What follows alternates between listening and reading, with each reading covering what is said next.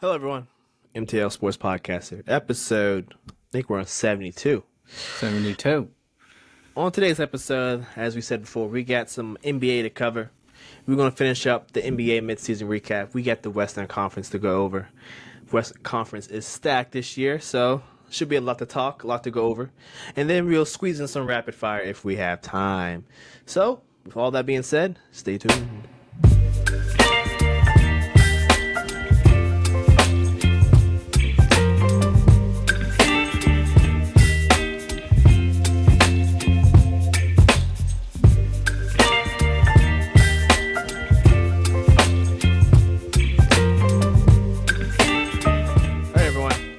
Back. Western Conference NBA 2023-24 season. We're going to recap similar to last time. We'll go by the standings.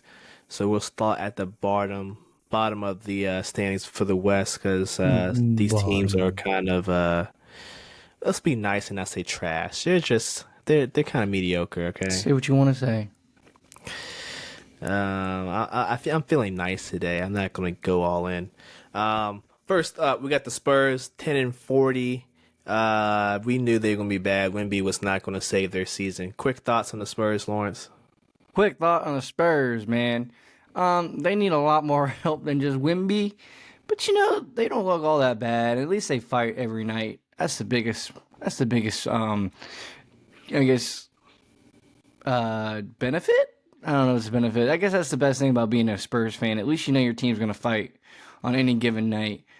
Outside of that, though, I don't know what you want me to talk about this team, because almost all these guys, besides Wembyama, you might be on the second unit of a different team. So there's not, the greatest, bunch ever made. I guess you could argue that Devin Vassell could be a top-tier player to pick up on, but outside of maybe him, you're definitely not writing home about Doug McDermott. Trey Jones ain't changing no minds. I think Sochan's pretty good, but ever since Wemby got there, he's kind of taking a step back. So, yeah, honestly, I don't have too much thoughts on the Spurs. I don't really watch them unless they're on national TV, which honestly they're on a lot. They own a lot because of Wemby. So, shout out to them. But they're a couple years away. Pop is just coaching some young guns, different change of pace for him. Moving on, we got the Trailblazers. Trailblazers. They are trash. Probably a worst run franchise. Very much a poverty franchise. Sent Dame to the Milwaukee Bucks, where they are currently falling apart because they didn't want Tyler Hero. So look at them. 15-35. Ayton falling for pump fakes that probably my grandma wouldn't fall for. So, Lawrence, what do you have to say about them? I'm going to leave my hand out of it after what you just said. You kind of went really hard and mean on them. I think that was a little overkill. They fight hard, just like the Spurs. The Trailblazers, they're 15-35. They're not that amazing, but they're, They fight, they throw hands. What else you want from them? That's all they can do is throw hands. Did they win? No, they're like that UFC fighter who's been in the ring for a long time, but he's just the guy who just gets in there to get his ass beat for the next guy coming up. Yeah, I would say that they're the punching bag of the NBA. Scoot Henderson has had a slow start, but he's been picking it up lately. I'm not going to trash on him. But other than that, they don't have any bright spots. Moving on. Wait, did you want to say something? No, I'm good. He did have a 30-point night the other night, so that's about all I've had the whole fantasy season so far from him. You hate to see it. Next up, the Grizzlies. We weren't expecting this season, as currently, I guess it's gone for them. They are the third worst team in the West. No Ja, no Steven Adams, even though he got traded recently. No Marcus Smart. Who else is out? No Desmond Bane. I'm pretty sure he's out as well. Just a lot going on. What do you have to say about the Memphis Grizzlies? For the Grizzlies, it's basically about who is there and who's not there. Look at all those day to day. Oh my god, and outs. Oh god. So I just picked up Jacob Gilliard on fantasy. Nice pickup. Not hoping for anything, but he is a former Richmond Spider, so got to give some Virginia love to some of the Virginia teams. So I see Richmond Spider having a good time balling out, playing better than a former Vanderbilt player who's number 4th in the lineup. So Jacob Gilliard, I'll throw him in the ring. I had nothing to lose in fantasy. I'm in the conference that has all the best players or best coaches. So I'm just doomed to die with all my injuries, especially with Embiid out. All my other players in and out of the lineup. It's a done season. I'm open for trades at this point. I am currently, I think, number 1 in that division. So You're actually number 3.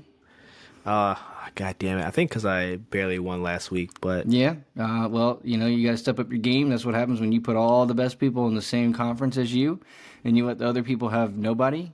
We get. You guys got to step the game up. PSP. All right, let's move on. Enough with the Grizzlies. Let's move on to the Warriors. The Warriors, lackluster season. They've had their fair share of injuries plus suspensions.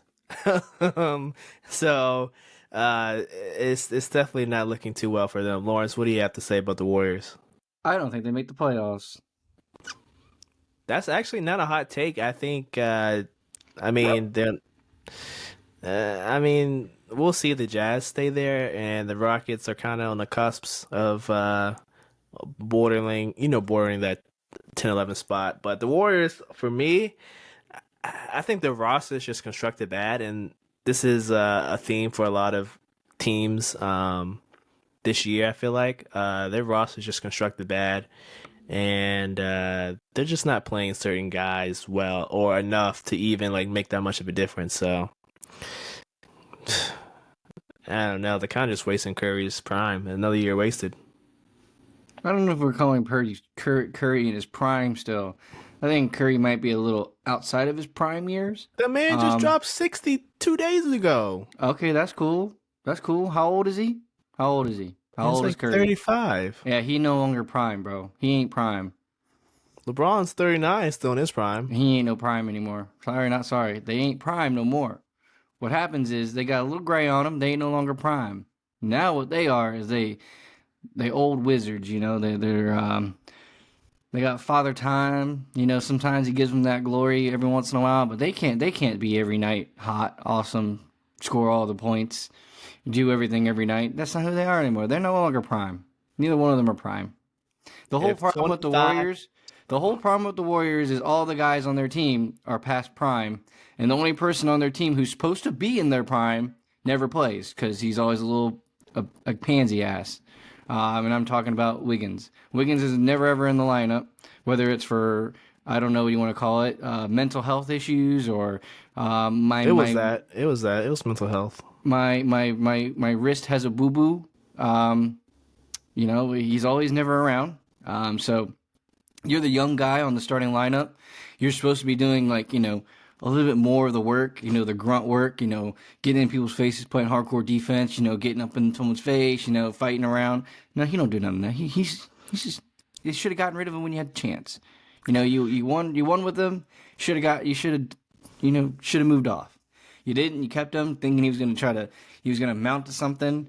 Clay's gone. Clay ain't prime no longer. Clay ain't prime. He gone. Draymond's just an idiot. He doesn't know how to stay out of trouble. He's whack on the court. He probably should just be trying out for UFC at this point. That's all he wants to do anyways. He wants to talk and wants to fight. He's in a totally different sport, completely not in the right sport. Who else? You got Looney in there. That's cool. Looney's never been anything amazing his entire career. He's just been there. He's been riding the coattails of everything else. So you try to tell me Curry's still in his prime, I'm just going to be like, no, he's not in his prime anymore. He's just good. But you put Curry now against 28-year-old Curry, 28-year-old Curry is going to destroy this Curry. That's just how it is. But it doesn't matter. He's going to get it every once in a while. He's going to have his moments because he's still Steph Curry. But the problem is, if he was prime Steph Curry, they wouldn't be below 10th place. That's just it. They wouldn't be below 10th place if it was prime Steph Curry. The problem is he's not prime Steph Curry anymore. He's just Steph Curry. And he can't carry them all. He just can't. It's just not possible. He's got to carry, what, 4 positions I just labeled? He's got to carry 4 different guys? You can't do that. Can't do that. Well, number one, he hasn't carried a team his whole life. He's always had a number 2, whether that was Clay, whether that was KD. That's number one. Number 2, you can't tell me the man's not in his prime when he scored 60, 20, had a bad game, then scored 37, 46, 33, and he's averaging 28, 4, and 5. Not in his prime. He's still in his prime. He's only what? It doesn't say his age. He's 35. The guy's still in his prime. No prime. If you're not in your prime, you wouldn't be scoring 60. All right, that's just ridiculous. And not prime. Number 2, the roster construction is terrible. This team, it's pretty much why Bob Myers left. He saw the light at the end of the tunnel. They were at the end of the tunnel. He didn't see any more light, so he got out while he could. All right, he knew that this thing was going to fall apart. And we are witnessing it falling apart because they can't make any moves. So it's not so much he's not in his prime. He just don't have the players around him like he used to. So I'm not going to blame it all on him. I'm not blaming him at all. I'm just saying I don't think he's prime Steph Curry anymore. I just think he's Steph Curry. The problem with his team is he's dropping 60. Why is the man dropping 60? Because the rest of his team is just crap.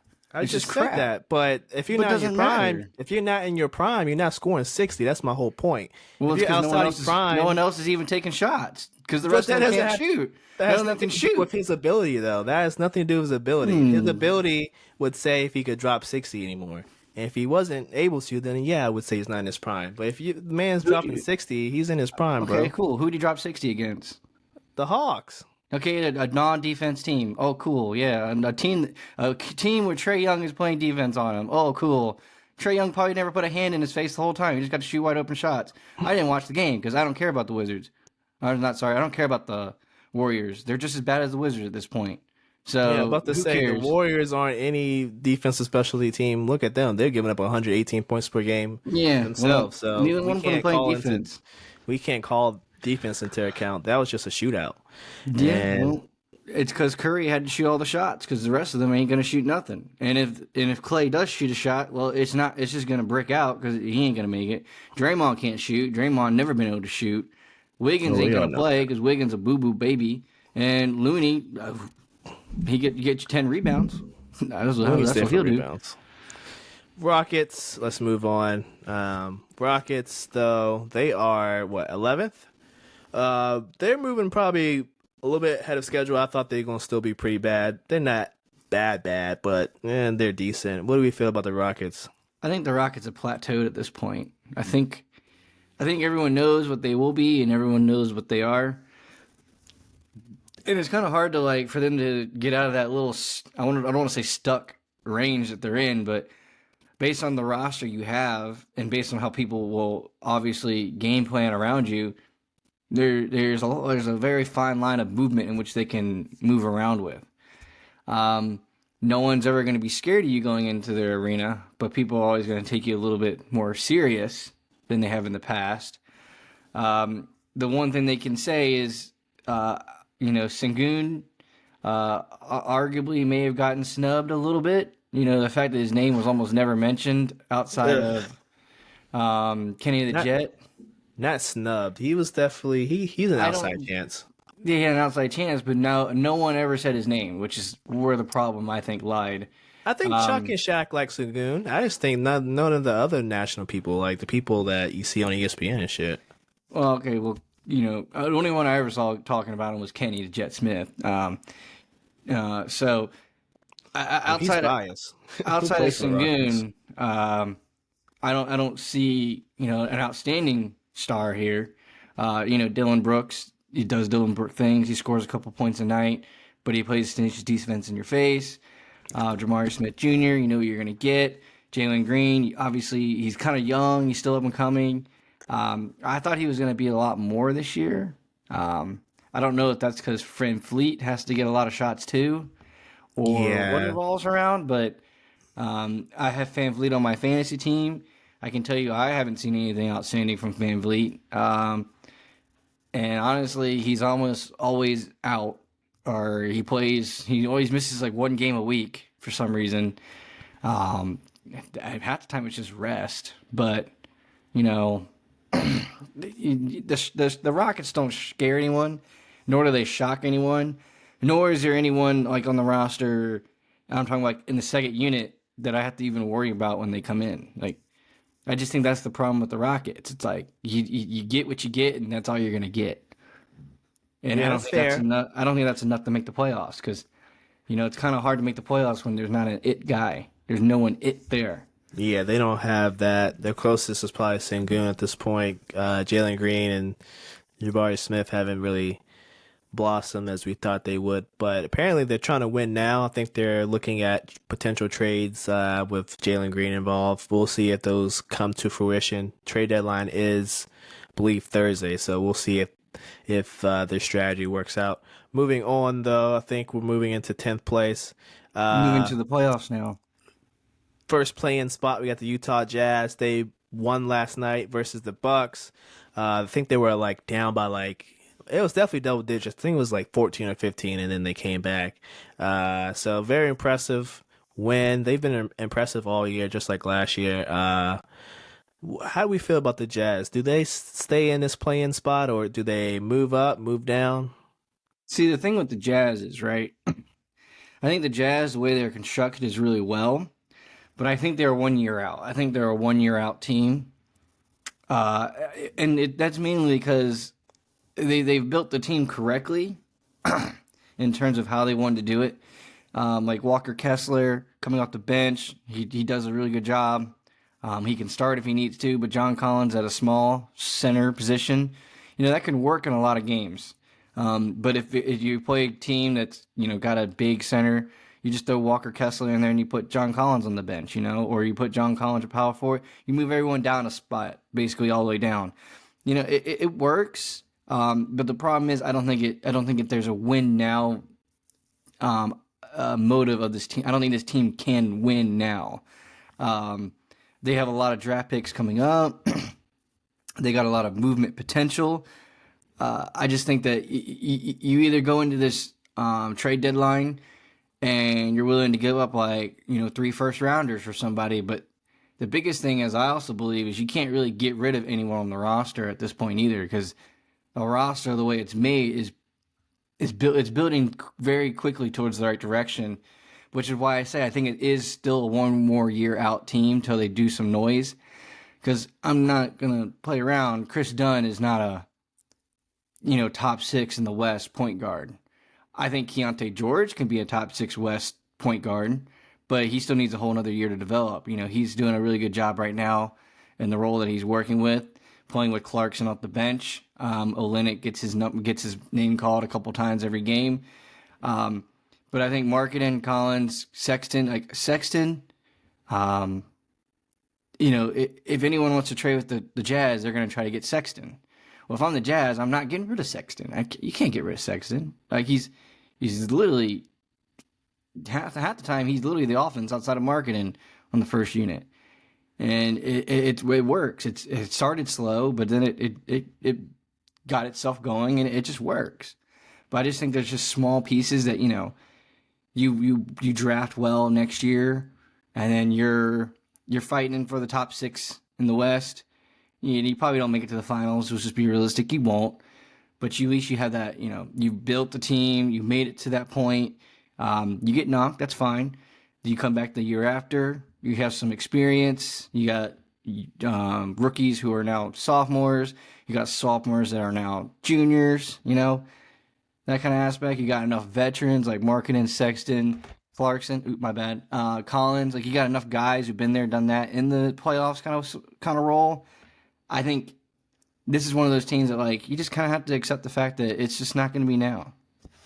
Yeah, and that's perfectly fine. Like you said, they're still a year away. I'm thinking more like 2 because to be a top 6 in the West, you're gonna need at least 2 guys. They have their one guy. They gotta find the second guy, whether that's through the draft or they gotta make some moves, maybe this off season or maybe next season. But I think we did pretty good with the Jazz. Moving on, let's do the Lakers, GOAT James, they're playing right now against the Hornets. They're probably going to win that game. They're up by 14 right now.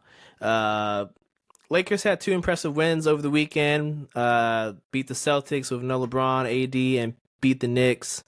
Knicks didn't have Randall, but it was a close game. But Lakers came out for a win.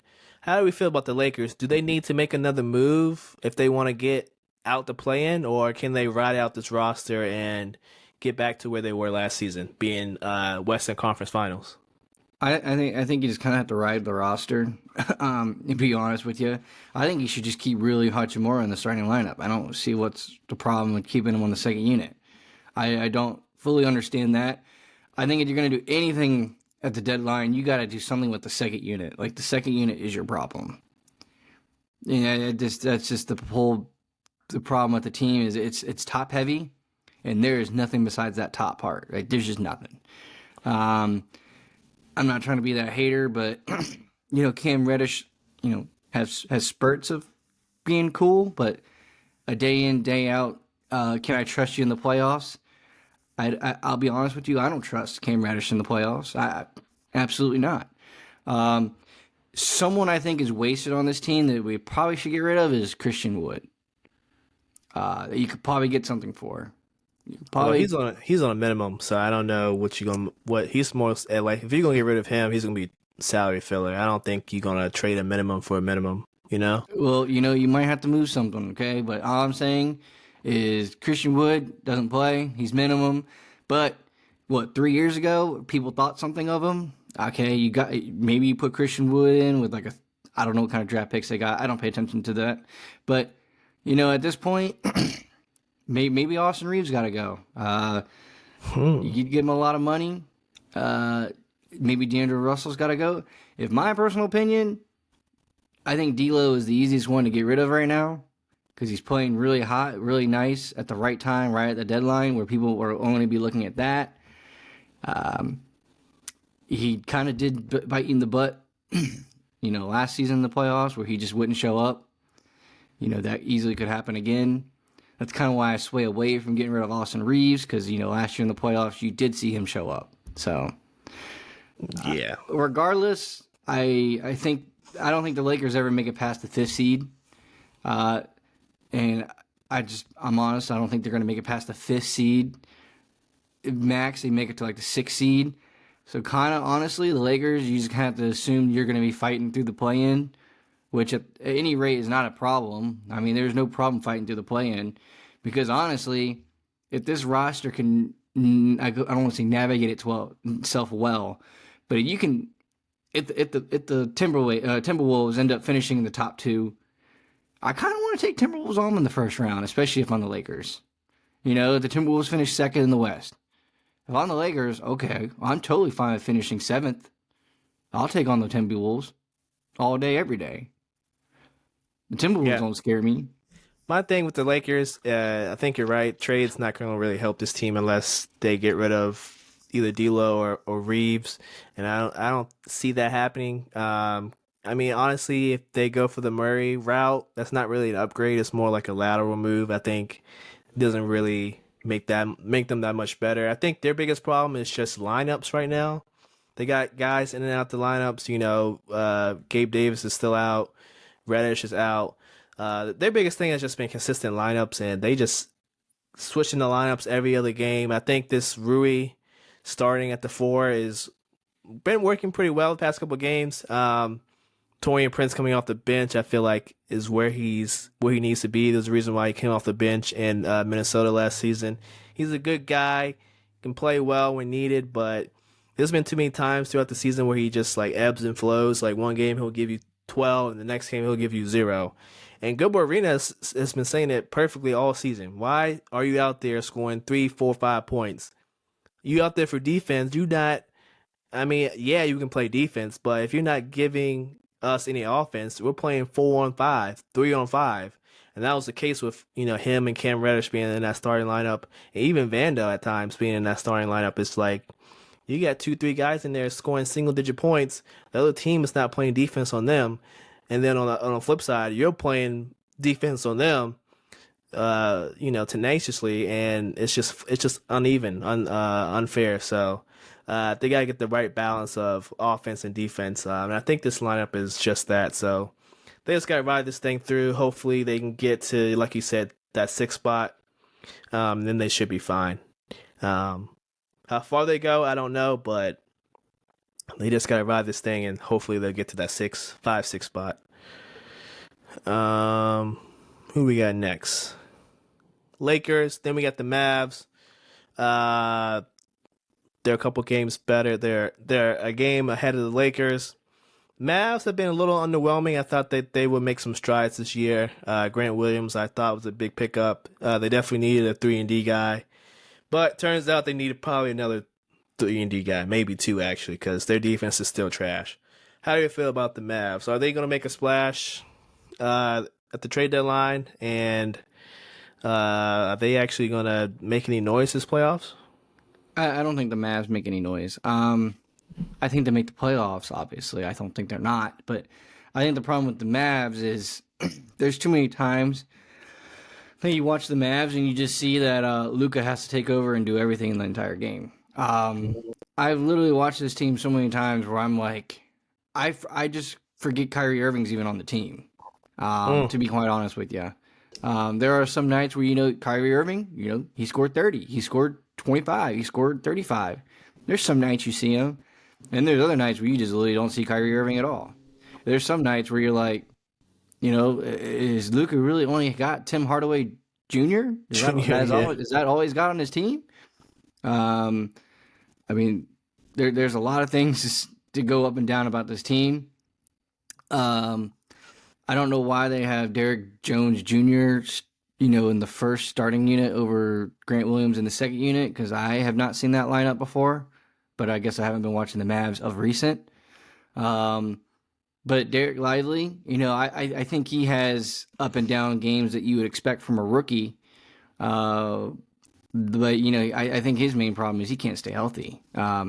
Given this past time, he broke his nose on a play, like you can't really control that one. But there's been others where he's just never in the lineup. So how can you really either not gain knowledge? How can you help the team if you're just never there? This is true. Because basically in game 1 is when we figured out, first game of the season, this guy might be pretty good. And then you easily took Maxi Kleber and Dwight Powell's job because, neither one of those guys are any that good. Yeah, I think for me, they're not. They're another team that's not constructed well. They just all offense, no defense. The only defensive guys are Lively and Grant Williams, but Grant Williams is iffy. Like there's always one player that Jason Kidd is like iffy about, and this year is Grant Williams. I feel like he either plays him or he doesn't. And when he does, like Grant Williams is a great 3-and-D guy, but I just feel like he's wasted there. There's trade talks of him being sent out to Milwaukee. We'll see if those are actually true, but I don't think they're gonna make a splash. The Mavs, they probably are the disappointment in the West. I feel like they had a lot of potential, but they just so far have not lived up to it. Number 7, I think we're on, right? Oh no, 8, no 7. The Pelicans. 7. They won back-to-back games, 28 and 21. Honestly, probably where they should be. I know last year at one point last year they were like number 1 or number 2. So we've seen that they've been able to be near the top of the West, but right now they're at 7. How do you feel about the Pels? Are they going to continue their climb in the West? I think the Pels are.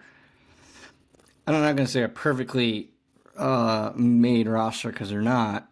I just think they're a very well built roster. I think starting unit, top to bottom, they mesh well, they work well together. Second unit has some guys. I think that second unit is a little hurting from guys leaving from the last couple of years. Do I think that they can still hang in a game? Yes, of course. I think the main problem with this team is mainly in the fact that I don't know what it is. They just like crumble, and they just crack and they just fall apart like it's nothing. Like like a hot knife with butter.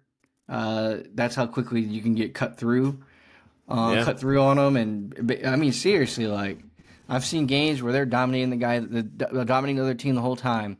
They let the other team go on a little run. They come back within 7 points. And it's like it takes all the wind out of their sails of everything they've done the whole game. So then they let the team come back all the way. They call a timeout, and the next thing you know, they're down by 10. I mean, that same scenario has happened like 4 times this season, 5 times this season. Um, and honestly, though, it seems like the only team that I've seen the Pelicans really dominate in a series so far is the Kings, which where they are sitting in the standings is perfect for them because they're going to take on the Kings. Because I think they're 0-4. I think they're 4-0 against the Kings, and I just think that's just because goes to show that the Kings they don't really have a big man to go against them like that because Pel's got 2 big guys down there that can fight. The Kings are kind of sitting sorry at just Sabonis, who on a lot of different rosters could be your power forward. So Yeah, Pels, they're a nice team. They're probably right where they should be. I feel like they got a lot of young guys, so I think it's more so do they want to cash in their young guys and maybe go get a proven guy who's probably a little bit better at this point, or do they just keep building? Um, Honestly, probably got to keep building just because you're just unsure of Zion's and BI's health all the time. Those guys are just in and out the lineup, so you probably just go the keep building route.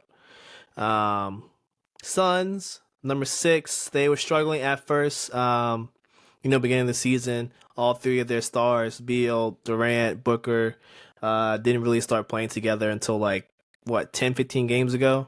So they definitely start to see some cohesion, some team chemistry build. Saw them play last night versus the Wiz, Capital One. Beal dropped 43 in his, I think it was 43 in his return back to DC. It was a hell of a game. I guess if you're a Suns fan, if you're a Wizards fan, you just got your ass beat. Nonetheless, I will say watching the Suns live, you can definitely see the all the pieces that are getting put into place. And Frankie V, he's a good coach. So I'm sure they'll keep ascending in the West. Lawrence, what are your thoughts on the Suns? I think you already gave everything I got. I did see a fun stat line that said that Beal, Durant, and Booker have now played more games together in one season than Irving, Harden, and Durant did for the Nets. Key word there was in one season, though. They haven't currently gotten up to their whole time they played together, but in one season, yes, they played more together this season, which is kind of sad because Beal has missed over half the season. So, no, I think it's a really I just think it's like a really thoroughly built roster. They knew what their star units were. And then they just kind of got, I don't want to say bridge players, but they just kind of got filler players in perfect spots. Like, okay, my main scorers are Devin Booker, Beal, and Durant. Okay, Nurkic is really good on defense, and Nurkic can score, I don't know, 15 every once in a while. You give him a chance. The other night he had 26. So Nurkic can score points, if there's a mismatch in a game, and you can take that into an advantage. But Kevin Durant's like the ultimate mismatch. So half the time Nurkic doesn't get to use his mismatch. Eubanks come off the bench is really is solid. Solid, Eric Gordon coming off the bench for you to play defense again is pretty solid because Eric Gordon normally plays with like Booker or Beal in that starting lineup, or one of them stays on the court most of the time. Booker, because he's younger and got more youth and energy in those legs. And then Grayson Allen and Kogi. Dude, there's nothing wrong with the team, up and down. The only problem with the team is the question mark of why they're where they are in the standings so far. Now, is that because they've been hurt all year? Sure, why not? But I could question why they're not a little higher. What is holding them back? You could point out and say and ask. Or are they going to have their own little Clippers run in them? I think they have that. I think for me, it's probably the defense is a little lackluster. So maybe they need to go get another defensive guy. But other than that, their goal is just to outscore people. They're not really looking to play super good defense. It's more so let's get stops here and there, and then we'll just shoot you out the building. But they're still behind the Kings at number 5. Kings are 29-19. One game up on the Suns. Kings, we knew they were going to be good. I said they were the surprise of last season. I think they were the third. They finished the 3rd seed, right? Yes, the Kings. I think it was the 4th. No, they played the Warriors. Because the Warriors were 6. It was 3-6, and then the Warriors played the Lakers. So the Lakers won the 2-7 matchup. So we knew they were going to be back and be as good as ever. How do you feel about the Kings, though? The Kings have been in this weird spot where we've heard the rumors of them potentially wanting to kind of upgrade at that Harrison Barnes spot. They've tried to probe at Levine, then Levine's hurt, so that's not really an option. Do you think they need to make a major trade, or can they ride this roster out? I think they could ride the roster out. I think the main problem will come into play. I just think it's going to come into play no matter what. Even if they trade Harrison Barnes. My only problem with getting rid of Harrison Barnes at this point is if you look at that roster, Harrison Barnes is the only one with a championship pedigree. He's the only one who's won a championship besides Malik Monk. Malik Monk did win one with the Lakers, right? I'm pretty confident. Was he not on that COVID team? I think he was the year after. Well, all I know is Harrison Barnes is literally the only guy on that roster with a championship, with a ring. No, Juan Toscano has one. He was on the Warriors squad that won. Who? Juan Toscano Anderson. Who? Yeah, that's right. He's not even in the starting 3rd unit. Okay, he's all the way back there on the bench, so he doesn't know anything. He's a vet. He's a vet. He made some contributions to that Warriors team that won 2 years ago. Anywho, Harrison Barnes is the only one that was on a starting unit that won a championship. Now, was he the main focus point on that team? Obviously not. He was definitely like the 4th option. I don't know. They told him to stay in the corner, hit threes. Yeah, well, guess what? He sat in the corner and hit threes when he asked to. So, I think you just leave it like it is. I don't think there's anything you're going to add to this roster with what's on the block that's going to take you over the hump. In my honest opinion, I think your biggest hindrance to your team is Herter. That's just me. I just don't think Herter is it. I swear I see that guy score less than 10 points more than any other starting shooting guard in the league. He's on my fantasy team. I know good and well. He has his ebbs and flows, his ups and downs. I think he's probably the weak link. Malik Monk probably could start, but I mean they gave up some, I guess, assets to go and trade for Herter. Like last year? So I guess it's only right that you have to start him. But I think in reality, you probably do have to upgrade. But like you said, there's nothing really on the trade block that makes you want to say, "Hey, let's go get that guy." Because who you getting rid of to get Barnes? I mean, like not who you picking up in place of Barnes? Like, what are you gonna get? You're not getting anything. Barnes is, like you said, probably the best they can do right now. So I would stay put. Like you said, there's nothing worth, giving up a pick or two in the trade market right now. I think your best option is going into the offseason and moving pieces around then when there's more movement, I guess you could say. Because in my opinion, I think you need to make not a package, but you're going to have to go out and get, in my opinion, 2 guys. You got to get a big. You can't have Sabonis being your center. Yep. I just don't think that works. I think and then at that point, you're going to move Sabonis down. That means you're going to move Keegan Murray down. You're going to move Keegan Murray to small forward. And then you're going to either put Barnes on the 2nd unit and tell him that's your new home, or you're trading Barnes and you're going to get someone for Barnes. And you're going to try to have to make a package. Barnes gets you, I don't know who Barnes can get you in a center, but there's got to be a mid-level center that you can trade with a draft pick for Barnes, I'll give you a first and Barnes for your mid-level center, above-average center, There's just got to be someone that can fight and paint besides Sabonis, because Sabonis there's a lot of big guys in the West, Sabonis is not taking you over the hump again. It's just not happening. Yeah, especially if they have to go against the defending champs at number 4. They are the 4 seed. They are, well, it's pretty close at the top 4 of the West. They all separated by what, like a game or so. The Nuggies, defending champs, they're doing well. I think they had a little slight drop off, but I mean these other teams at the top have been playing well, so it's not really a drop off per se. It's just they're not playing, I guess, as well. How do you feel about the Nuggets? Are they as constructed, good enough to repeat, or I mean, trade deadline is soon. They gonna have to make a move, maybe. I think I think they stay where they are. I think they stay exactly how they are. I can honestly say that I think the team is just where it is right now because it's kind of like the NBA. You know, I'm not gonna say the drought. It's just like, you know, they just fought longer in a series last season than the rest of the league did. A little banged up and beat up. You can see the same way for the Heat on the other side. They're a little bit more banged up, beat up. They had to fight a long battle last year. Okay, they fought a freaking battle. But no, I mean up to bottom, the team is fine.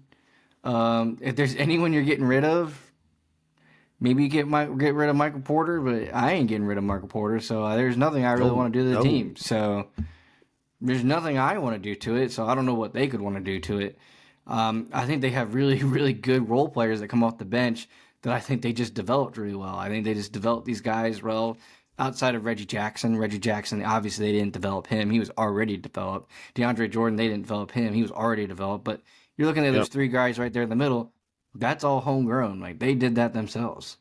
You'll get the guys that come off the 3rd string, you know, they come in every once in a while for the team. They pretty much built those guys too, besides Justin Holiday. So yeah, I just wouldn't touch it. I think it's still a championship roster.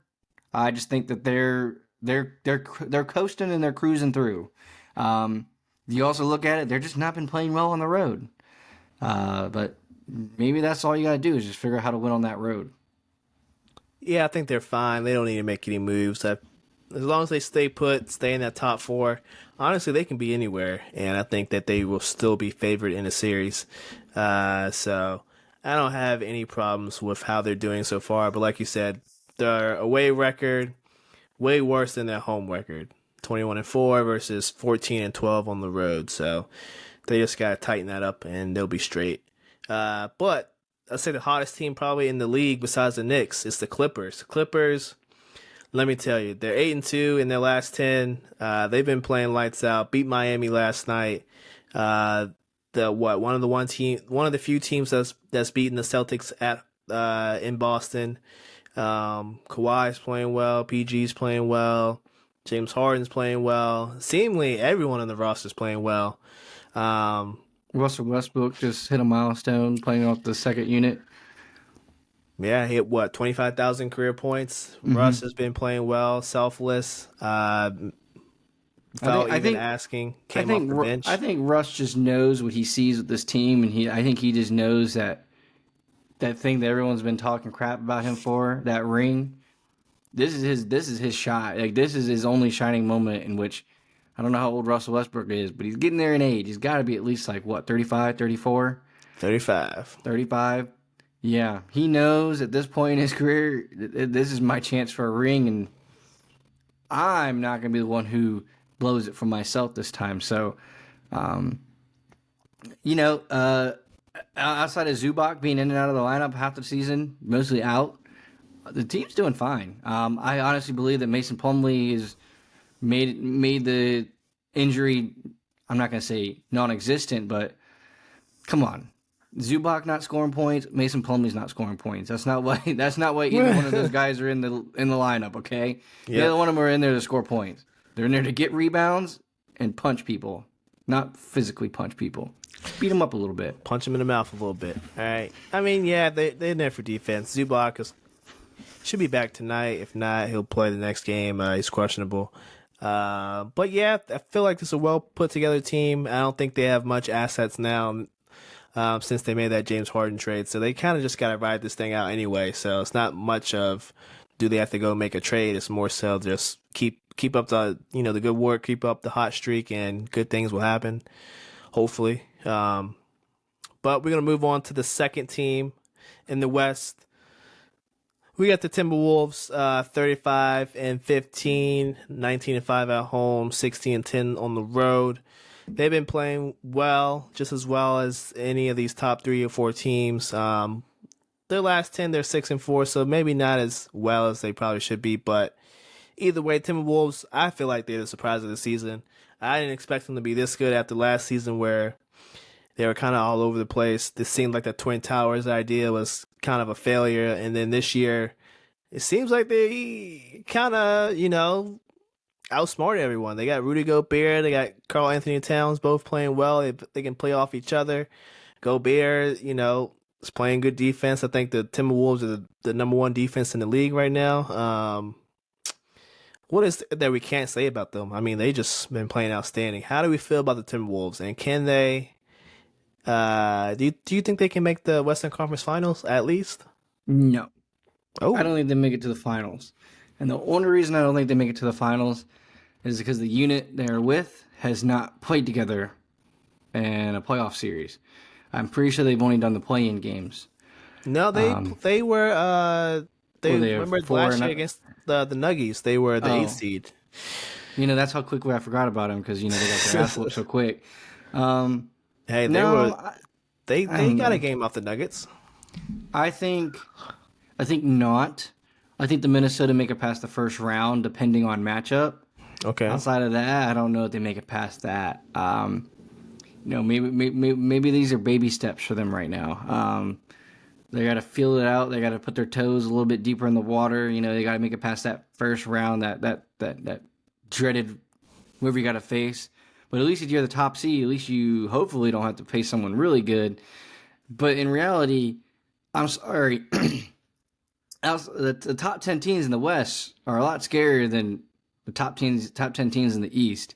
I'm pretty sure the top 6 teams in the East are comparable to the top 10 in the West. So if I'm Minnesota, I'm doing all I can to stay as high as possible, because I'm hoping for miracles down there, because I don't know where the Lakers are going to end up falling at, but I know I don't want to be playing LeBron in the playoffs. NBA is going to make sure LeBron's out, and LeBron's going to play 44 a night, 48 a night. He's just going to play the whole time. And he's going to he's going to go to physical therapy right after. He's going to get all his muscles pumped up. 10's unit on him. He's going to get everything done. We don't know how many more playoff runs LeBron's got, but I can tell you right now, LeBron's not going 1 out. So if I'm Minnesota, you got to keep winning. There's nothing you're going to do to this roster. Honestly, if you touch this roster by adding a piece, I think you're just idiotic. I'm not saying you shouldn't. I'm just saying I wouldn't. Because in reality, what are you going to add to it that's not already working in it? There's nothing to change. It's just working fine. Yeah, I think you just let it ride. I don't think they have too many draft assets anyway. They gave up all that for Rudy Gobert, so it's more so just let this thing ride. Like you said, they're still youngins. They got their toes wet last year with the first round playoff series versus the Nuggies. They did get a game off the Nuggets, but like you said, still very fresh in the playoff scene. So hopefully they can keep up with this high seeding, so they can hopefully avoid a team like the Lakers, or even, let's say, if the Suns suddenly slack off because another guy gets injured, you better hope you avoid one of those 2 teams. Or even maybe the Warriors do make a move and go get somebody and they start winning. Those are teams you want to avoid if you're the Timberwolves. Last up, we got the Thunder. Man, they won in double OT last night. They're playing very, very well. I have nothing bad to say about the Thunder, other than, they probably do need to make a move, but I wouldn't be mad if they stay put, because honestly, they have a ton of draft picks, and maybe you save those for a rainy day. You don't need to use them right now. You got a shit ton. You don't necessarily need to throw all your chips in the middle of the table right now. But if you were their GM, Sam Presti Lawrence, what would you do? Would you go for that second superstar now, or do you just let it ride? Honestly, I would just give it. I would go for that second superstar. Okay. I would hope for the best, but that's my thing is I don't know what second superstar you bring in because in my opinion, I think the only second superstar you can bring in is a point guard. But I'm kind of looking at this roster like, okay, I kind of don't want to touch Shea Gilgeous-Alexander from that point guard spot because he's playing really good right now as point guard. Now, do I think Shea could play a little better from shooting guard? I kind of do believe that.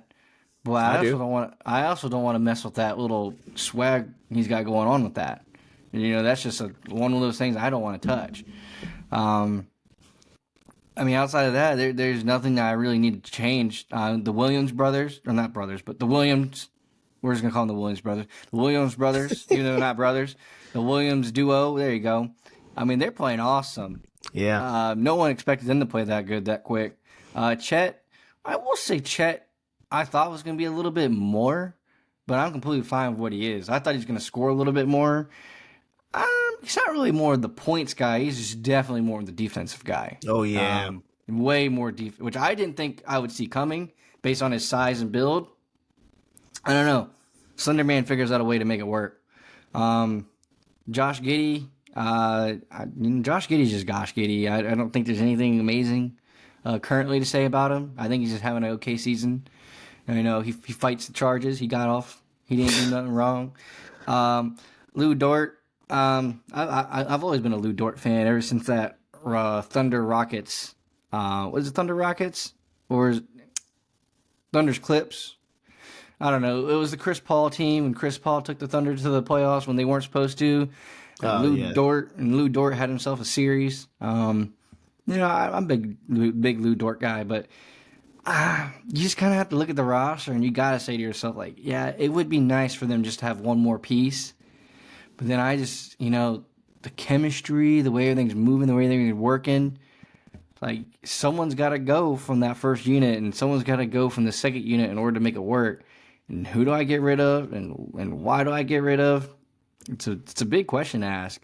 But in my opinion, the only way you get any better is you're gonna have to get a point guard. And at this late in the season, what team is willing to give up their point guard?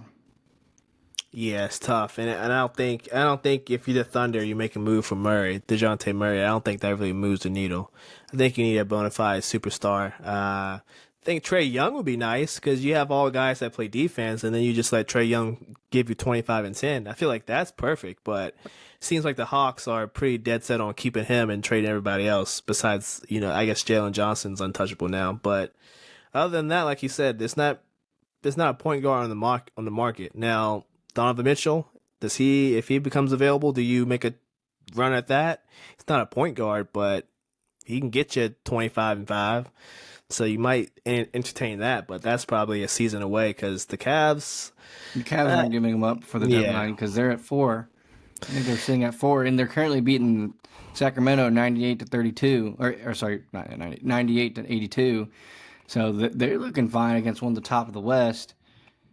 I mean, if I'm the Hawks, right, you got to hear everyone out.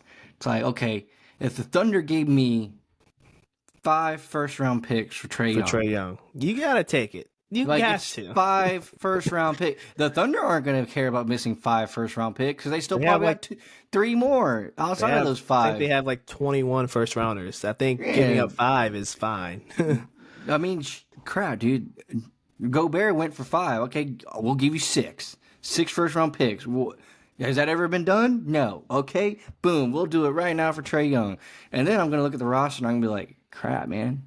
I mean, Josh Giddey, you got to go second unit, my boy. You better make Josh that thing Giddey work. is gone. Josh Giddey is gone if that happens. I think because Josh Giddey needs the ball. He needs to get the hell out because you got Trae Young and Shea on the team. He ain't getting the ball. Bye, Josh. You know, there's a lot of less youngins in Atlanta. You probably got to get rid of one of the Jalen kids, too. So pick whichever one you don't want. Or whatever one they want, you give up. But I think you're onto something. I think at least, 5 first rounds for Trae Young is not a bad deal. Trae Young. Especially not if Gobert went for 5. And, we all make fun of the Timberwolves for doing it. And now we're just looking at the Timberwolves like, damn. That wasn't a bad deal at all. You're Wasn't a second bad in the deal at West. all. You're second in the West. Yeah, so, if I'm Oklahoma City, you got all those first round picks. If I'm the Hawks, you specifically brought in a new coach to try to revamp and rebuild and do something with this team. 5 first round picks, and if he can't fix it then you got to go. Then you gotta go. Yeah. Because obviously you don't know how to fix something. But, he had consistent winners at the Utah. So maybe he can do something in Atlanta if he has some pieces. Yeah. I just don't know I just think the problem with Atlanta, with the way they're built, there's just no way you're going to win something with that. I think he knows that. I think Atlanta knows that. Atlanta just doesn't want to admit that. Yeah. So we'll see what happens with them at the trade deadline. They're probably going to make some moves for better or for worse. But with that being said, guys, we are done with the West, which means we are done with our complete NBA midseason recap. Both conferences, we did a pretty solid job with both. Any closing thoughts of the midseason recap? No, I'm completely fine with it. I love it. Obviously, I think Oklahoma and Minnesota are the two biggest. Where the heck happened? Where'd that come from? Yeah. Outside of that, I think Dallas, maybe Lakers, are the biggest disappointments. I'm not going to put Memphis in there because Memphis has problems outside of their control. And I'm not going to say Golden State because I kind of saw the Golden State downfall coming. I mean, pretty much anyone did. Never making any moves. Everyone spent a whole offseason talking about getting rid of Clay. And then you guys are like, no, we never get rid of Clay. And then you're looking at him being the biggest liability. So everyone saw that one coming as well. Yeah. You're definitely right about that. We're running out of time, folks. We're not going to be able to get to rapid fire. We'll get to that probably on Thursday's episode. Remember, Thursday we will preview the big game, the Super Bowl. So that'll probably be the only topic on the list. So we'll have plenty to go over for rapid fire. But Lawrence, anything you want to say before we head on out? No, I got nothing more to add. Maybe our show will be on Thursday. Maybe it'll be on Friday. Who knows? Me and my boy over here are going to figure out if we're going to that Mason game or not on Wednesday. I think after what happened on Sunday, I think we got to show up and either cuss them out if they actually win or or if they lose again or give them praise. Well, listen, if they lose this one at home, I'm fairly confident there's not a chance in heck that they make it anywhere. And that's just me and being nice. I think they're just a floundering team the rest of the season. The way Richmond went down against VCU, that just kind of shows that the rest of Virginia in the A-10 is just a way step ahead of George Mason. Yeah, boneheaded play happened yesterday. We're not going to go too much into it because it just makes me frustrated. Don't want to talk about it. Don't want my blood pressure going up. But Mason had a real chance to win that game. If you want to know what we're talking about, just go on Twitter. You'll find it. Yo, that was that was the stupidest thing I've ever witnessed. Yeah, I 1,000% agree. 1,000% agree. And it happened to our best player, so he deserves to be shunned for that. And you could tell the look on his face after he had done it. He knew it was like that moment when you said, you see the guy and you go, at this moment he knew.